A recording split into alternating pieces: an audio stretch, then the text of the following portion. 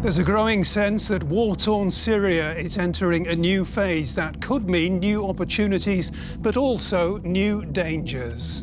Well, the situation on the ground changed dramatically when US President Donald Trump made the unexpected decision to, in large measure at least, withdraw American forces from Syria. In doing so, the Americans abandoned their erstwhile allies, the Kurds. Russia and Turkey have stepped into the vacuum, with Vladimir Putin and Recep Tayyip Erdogan appearing to be the key players in the region. It's certainly a volatile situation, and we ask, old faces, new alliances, who will win the battle for Syria?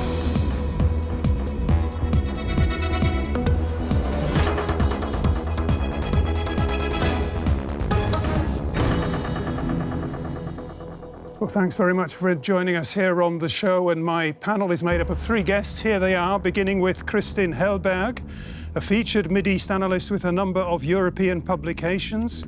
She says with his plan for northeastern Syria, Putin has made both Erdogan and Assad happy. It's the Kurds who are paying the price. Also with us is Posener, a regular commentator for the Berlin-based daily Die Welt, who argues Russia and Iran have already won the struggle for Syria. Now it's important for the West not to lose Turkey. And a warm welcome too to Cagir Özdemir from DW's Turkish department. He believes Turkey's only game is Syria now, is to contain the perceived security threats and help Assad remain in power. Well, Kristin Helberg, I'd like to begin with you and ask you, I mean, it's been a really torrid week in Syria once again, and I'd like to ask you to, if you would, sort of map out where we find ourselves now at the end of that torrid week and where this is leading for the cruelly pushed Syrian people. Yes, I mean, the battle for Syria is decided, I would argue. You know, Bashar al-Assad, the Syrian president, won the war militarily with the help of Vladimir Putin and Iran, Russia and Iran. He has militarily won the war. He is regaining control of the last remaining regions, which is Idlib to the west, with military force, with the support of the Russian Air Force, basically, and the northeast, which he will go back to smoothly, and by doing so, destroying Kurdish autonomy. So it's decided to this extent, and Vladimir Putin is the big guy who holds all the strings in the back. He's pulling the strings. He's pulling the strings, and he does so very cleverly, because now he gave Erdogan, to some extent, what he wanted, an area inside Syria to resettle Syrian refugees, to control it, to maybe build some kind of other Turkish protectorate, and giving the whole northeast back to Bashar al-Assad, as I just lined out. But the problem of Vladimir Putin is the following. He kept Assad in power, but he has not the financial means to stabilize this regime. So this is why he needs something that looks like a political solution to make the West pay for reconstruction and to normalize relations with Damascus. So that's the big plan of Putin now, how to get a political solution or something that looks so to make everybody reconciliate with Assad. OK, very fascinating insights to begin with. Cagir Özdemir, give us an idea of what the Turkish people are saying about the latest developments, about Turkey having such a central presence now in Syria. The situation in Turkey is quite like there is only one voice about what's going on in Syria, and that is pretty much consolidated by the fact that the media is pretty much consolidated under the influence of the government.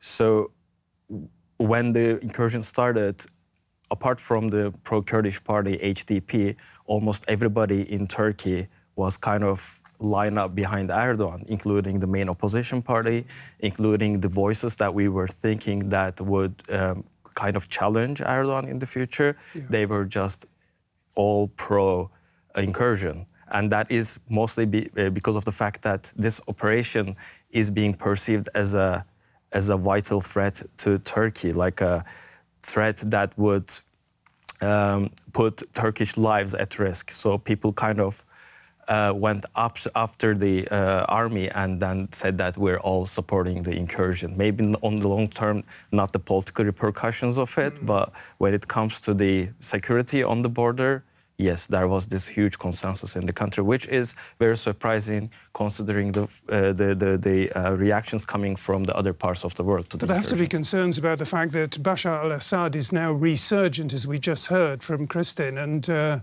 there have already been clashes between Turkish units and Syrian regime units. Yeah. Well, those clashes were mostly Turkish-supported militia units, and they're like just reports, and we don't know for a fact at the moment. And those skirmishes could happen because it's a war zone, and in those war zones, these things always happen. It doesn't mean that the Turkish army is fighting Bashar al-Assad's army at the moment. But I think what is going on in Turkey at the moment on the political level as well on the societal level is that people are focusing on the short-term outcomes of the operation rather than the long-term outcomes. And we need to have a healthy environment to discuss all the aspects of these. And I don't think it's being discussed widely at the moment in Turkey because of the political atmosphere. Okie dokie. Alan Posener, a new stage in Syria's recent history now? Question mark? Well, obviously, in a new stage in the history of the whole region, because basically from when the British withdrew in '48 till just recently, America was the only name in the game. It was the power broker that for all the the Egyptian-Israeli reconciliation for almost everything. And now the only name of the game is Vladimir Putin and maybe the people in Iran. This is it's a geopolitical shift and we have, in the case of Turkey, a NATO member going openly against the wishes of its partners to align itself with Russia, which we consider an adversary. This is, it's huge. It's not just Syria, it's the whole region. Yes, and the Europeans should adapt very quickly to this fact that the US are out of the game of the Middle East, and they are not even very much, they don't have a lot of effects from the problems in the Middle East, contrary to Europe. All the consequences will be felt inside Europe, and as Mr. Trump rightfully pointed out, that the US is 10,000 kilometers far away, and we are just neighbors. So it's up to the Europeans to think more in a long-term perspective and to formulate visions and interests in the region and how to put them forward. Okay, plenty to talk about. Now, a lot of the attention this past week has inevitably been devoted to the death of Abu Bakr al-Baghdadi, the leader of the so-called Islamic State. Apparently took his own life after being hunted down by US Special Forces. So what exactly made him so important? In the end, all that was left of the world's most wanted terrorist was a gaping crater. Abu Bakr al-Baghdadi, self-appointed caliph of the Islamic State terrorist group, was no charismatic leader when compared to al-Qaeda leader Osama bin Laden, who was killed in Afghanistan in 2011 by a US military special operations unit. What al-Baghdadi lacked in public image, he more than made up for in brutality. He bears responsibility for thousands of deaths, torture, enslavement, and attacks by ISIS the world over. US President Donald Trump was unabashedly triumphant when he announced al-Baghdadi's killing. He died like a dog. He died like a coward. The world is now a much safer place. And security analysts have little doubt that ISIS has enough financial means and fighters to pose a continuing threat. Has al-Baghdadi's death really made the world a safer place? Cagir Özdemir, what's your answer to that question? Donald Trump says the world is a safer place. Is it? Well, in the short term, it might appear to be so because ISIS has been already disorganized for the past few good months, and it couldn't carry out the attacks that it used to. And the main difference between ISIS and the organizations like Al-Qaeda was that ISIS controlled a swath of territory for a few good years. So in that sense, I think Baghdadi's death is a setback for ISIS in general, but the ideology is there, or the conditions at which people choose to join ISIS and choose to fight against what they claim to be threats against Islam and the rest are going to be there, and it's not going to go anywhere because the sources, the conditions that create ISIS remains the same in the end of the day. Kristin, you have been nodding. Yes, I completely agree with that. It's, you know, the ground for extremist organization is very fertile all over the region, you know, without perspectives, economic perspectives, with the sense of humiliation, you know, not the option for political participation. These are all conditions that create a fertile ground for any kind of extremist organization. And ISIS has not disappeared even in Syria. We have almost on a daily level, we have in the northeast, we had attacks, car bombs, whatever. So they have just gone underground, and they now use the chaos that was created by the Turkish invasion, you know, to break out of these prisons, to reorganize themselves, and to, yes, to kind of reorganize themselves and to recruit among the people that are there. Are a lot of family members around there, so they will start to be another force. They are not disappearing, and I don't think that the world is a lot more safer now. And what about Donald Trump? What's his position now, Alan? I don't quite get it. He's ordered this mission against Baghdadi. He's wallowed in the success of the mission. Does that mean that he has learnt the error of his ways in initially appearing to withdraw US forces completely from Syria? No, I think that's an aberration. I mean, they had the opportunity. They've been planning this for a long time, for months, and they carried it out with panache. I mean, hats off to the US Special Forces and to the people who helped them. Every dead terrorist is a good terrorist, but the fact is that on the one hand he does this, and on the other hand, as has been pointed out, he pulls out of an area, leaving the Kurds who are guarding thousands, if not more, of ISIS terrorists in the lurch. They're deserting these camps, of course, because they have to fight or have to leave the region, and these terrorists are going to come back home, not to the United States, to Europe. The fact is that Donald Trump has decided to cut his losses in the Middle East. He's decided, we spent $5 trillion there, we've lost 7,000 men, we're going to go home and leave it to the rest of the world to sort it out. He said, oh, these people have to fight it out. It's like two kids on a school ground. You have to let them fight. Well, it's not going to be like that. It might look that way from Washington, but it's not going to be like that for us, because these ISIS terrorists are going to come home to us. If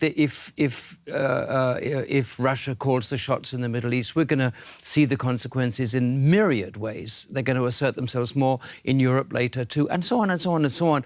And we didn't even take responsibility for the ISIS fighters that have our nationalities. Right. We're talking about 84 German ISIS fighters and their family members. A third of them is considered to be dangerous. So we should have taken them before. This is what the Kurds asked us for. This is what Donald Trump asked us for.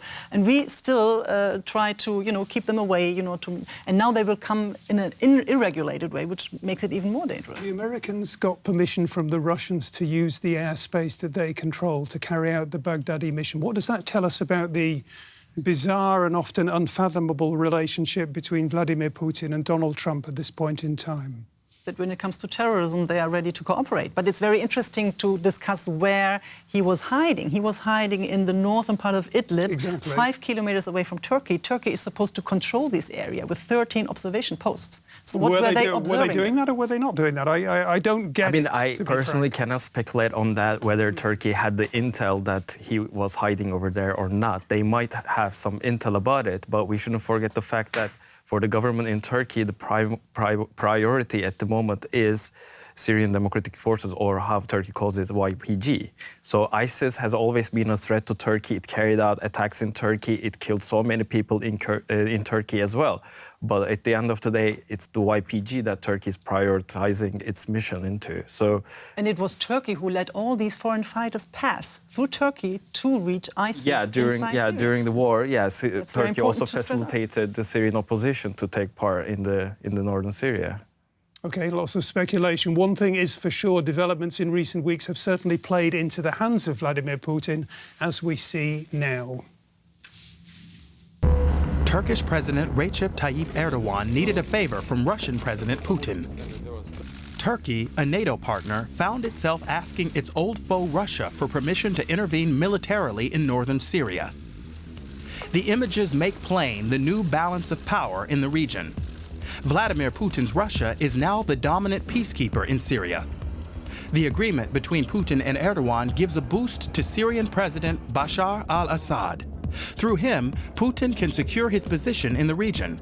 In return, Assad's getting nearly 1/3 of his territory back, while he stations troops along the Turkish border in the north. After withdrawing its forces, the United States has virtually no part left to play. Is the U.S. fading to a regional power while Russia returns as a world power? We've looked at that already. Let's just talk a little bit more about Vladimir Putin. The report suggests that he is now the dominant player in the region. I think that's what you said earlier. If he is the dominant player in the region, is it a good thing or a bad thing? It's a terrible thing, of course. I mean, for one thing, he doesn't have the means to back up the power he's got. Russia has an economy the size of Spain, right? They cannot control a world empire which is falling into their lap.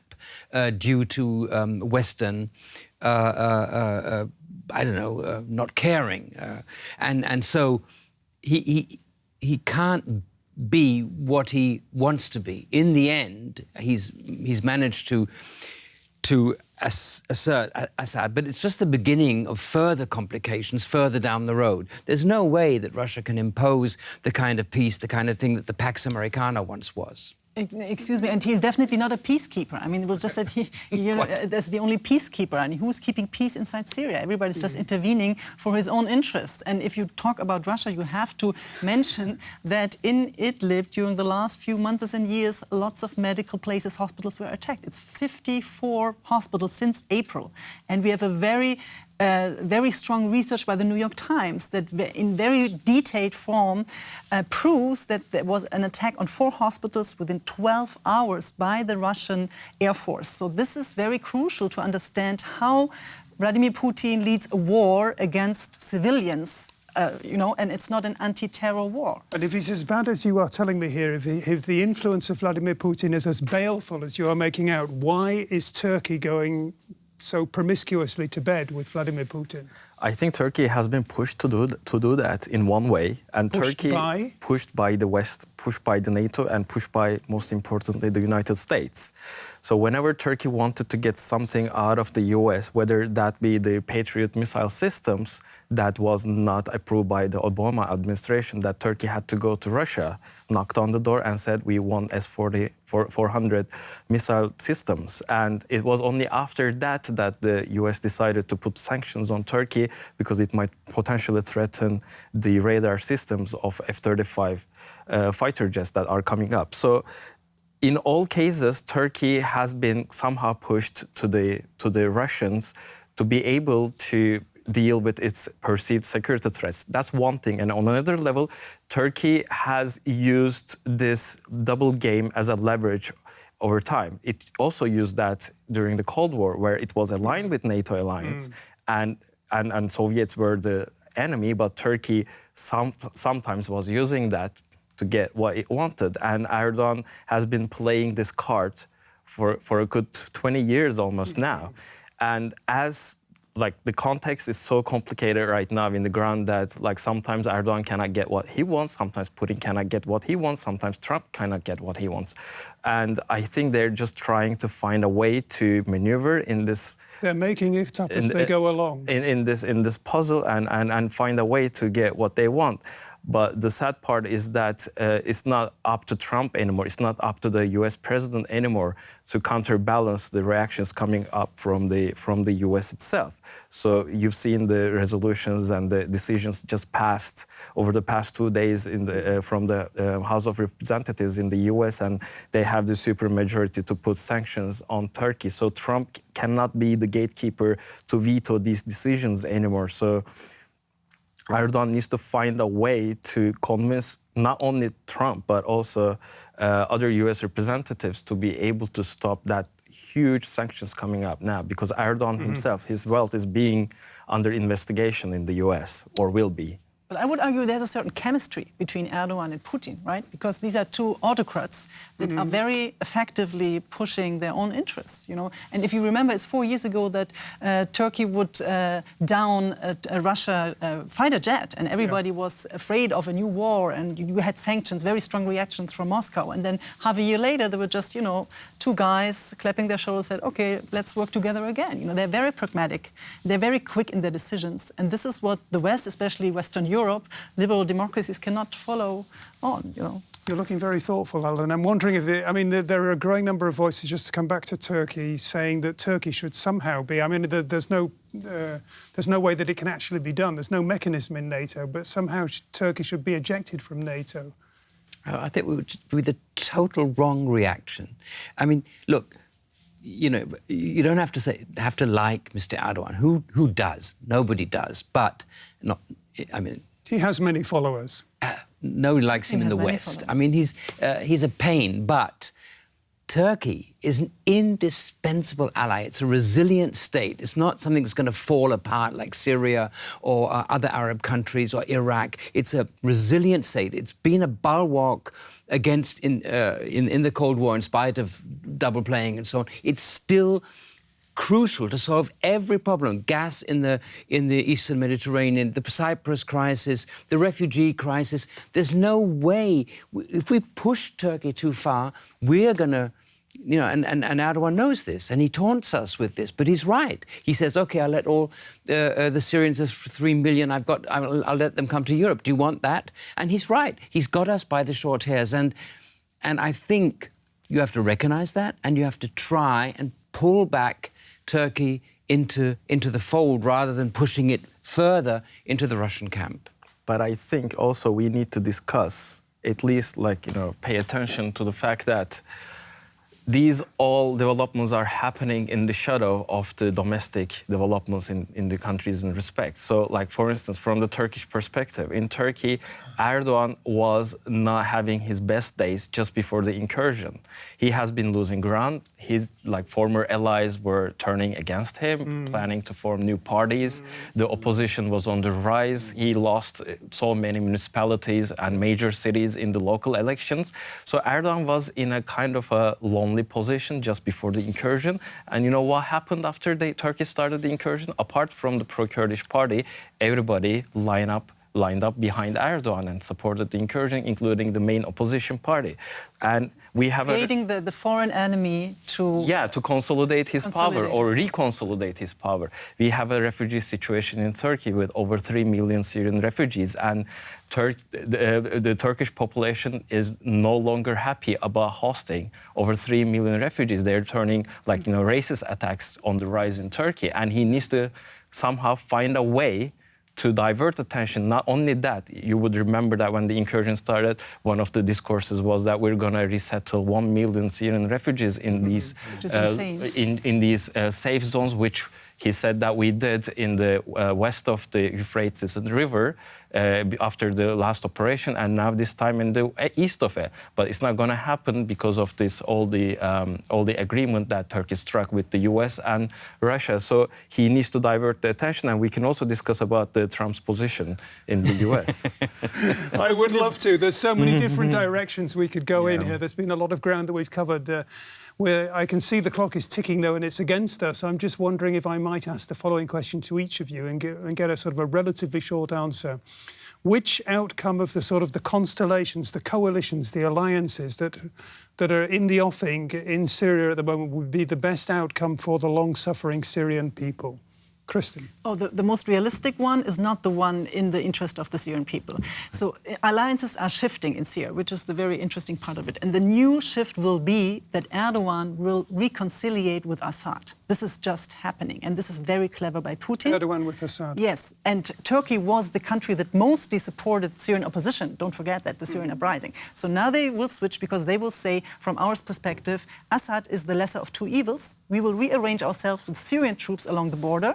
Russian military police can even withdraw. Putin is very happy, no more responsibility there. And this will be a major shift, and the price will be paid by Syrian opposition or by Syrian people that would long for something called freedom and dignity, which is not there anymore. So I would argue that the West should not fall into this trap of an international diplomatic solution, which is not taking place because Assad will just keep his power the way he did during the last decades. Chara, the stage is yours. I second that opinion, and I think that Erdogan will genuinely have to find a way to deal with Assad, and it's already happening, and he's already legitimizing Assad's future in Syria. And I agree with the argument that it's the lesser of two evils. Like, you know, instead of having YPG threatening Turkey, let's deal with Assad because Turkey already lost so many things that it was trying to achieve in Syria.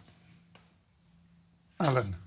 It's a catastrophe. It's a catastrophe primarily for the Kurds, secondly for all the rest of the Syrians who wanted human dignity, and thirdly for the West, which has lost any influence it might have to project those values, let alone material interests.